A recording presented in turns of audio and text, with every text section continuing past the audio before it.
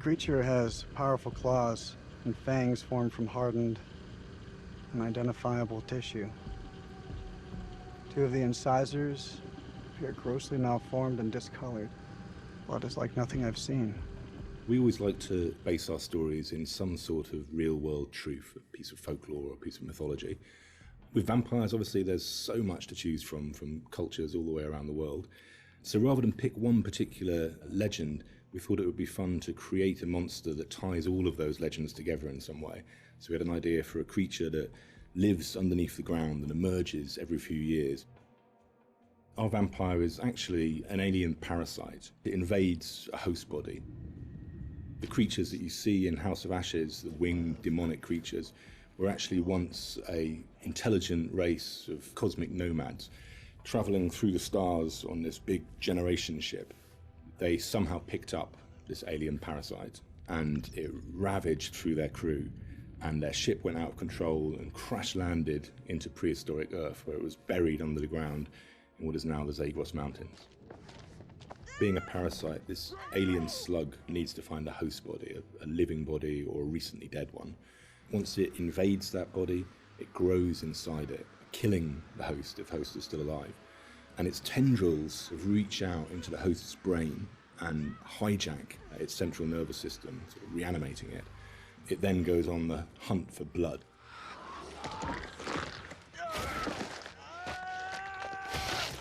It feeds on the adrenaline in blood. So in order to get the adrenaline pumping, it needs to terrify its prey. So it shrieks at them and drags the kill out until the blood is really, really pumping, and then it strikes. You keep lookout. Fuck!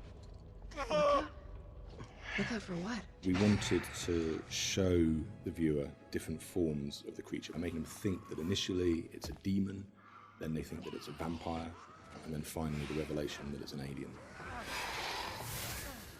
So just to explain where the parasites have come to infect some of our game characters, this shows a game character who's going through different stages, is infected, starts to affect the character, and there's a final look from that where the fangs are coming through the skull. So that's one of the developments of how our classic vampire is actually a host. Another example of that is an Akkadian warrior who's been taken over by the parasite, and again the fangs have come through, the vines are poking through the head. This human is now being taken over, his skin is dying, the parasite is trying to grow within. But we progress that into looking at the design on the alien demon, I call it. This had to have very unique elements that came through from the head design. So we've got a very animalistic head here, but also we've got the fangs. These fangs are coming from the parasite that's within, so the fangs are coming through. It's almost deforming the shape of the host. Oh, shit. What the fuck happened to your teeth, buddy?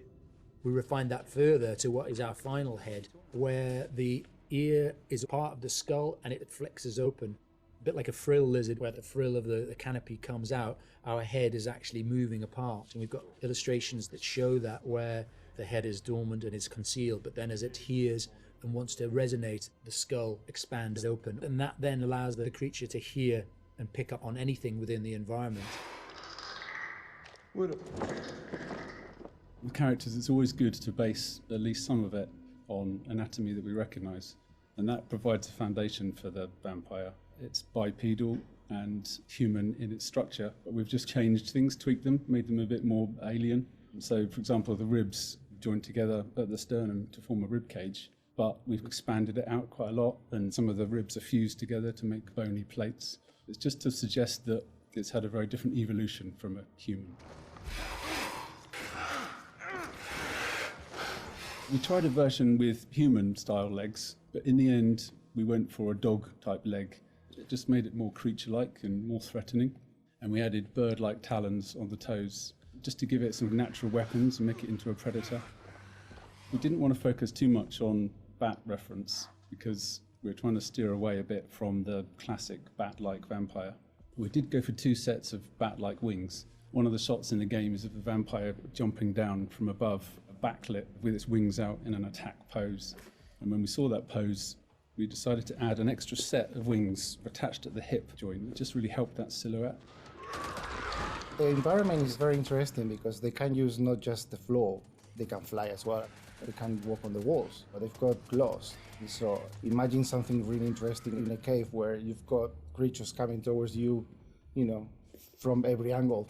I think that visually is something impactful and very interesting to look at, and scary. One of the interesting parts is the finding of those nuances and details that really bring the character to life. How does it move? How does it behave and act? We had motion capture, and then we had the more traditional computer animation keyframing. On the motion capture side, there were a variety of different setups that we tested. We had arm extensions, and then we had various different leg stilts that our creature actor used. But what was apparent when filming this was that it really limited his movement. So in the end, we decided not to use any of that, and he just performed himself. Basically, this gave him the freedom to really express that physicality in acting and gesture. They react to sound like bats. They hear you, they hunt you. The vampires have these head plates, these bony kind of gristly structures on their heads that click and vibrate, kind of like a bat's echolocation. They're used to survey environments and to locate prey. We went through a lot of different iterations, and we tried a lot of different things. Like I think I sampled keyboards and mouse clicks, and then used a scooter fender and a wet trainer, and it made this organic, clicky, squeaky sound. And then I had a friend of mine in the States take a taser to a bunch of meat and a bunch of like organic material, and it came out a lot more aggressive. It just sounded meaner. I got something for you! And then the biggest thing that we had was this little tiny drum and a rod with fishing line in between it. So when you twisted a rod, it made this clicking and popping sound. So that ended up being one of the main tonal layers for it. But none of them quite fit right. But once we put them all together and like layered them all together on top of each other, then it started to actually work as a holistic, organic thing. Something entirely new to House of Ashes, which is a classic horror movie trope, is the vampire point of view shots, which we use a very wide lens, and we use some perspective distortion on those shots, which helps sell the power and hunger of the vampires as they're chasing the soldiers, and it helps make the soldiers feel very small and very weak. And doing so, it also helps us as the player realise that these vampires are inhuman, and that when we're watching what they're doing, they're bouncing off of walls and they're climbing on the ceilings and flying. At any time in the game, the players could be running through an endless maze of tunnels, and we use very tight shots on these with a lot of handheld, a lot of tilt again, to emphasise this claustrophobicness and this tension and not being able to see what's chasing them. And it's in complete contrast then to later on in the game, where we see these grand environments that they uncover, which could be a temple, a city, or things like that, that we have these wide shots that really sit still and just let the player soak in that environment.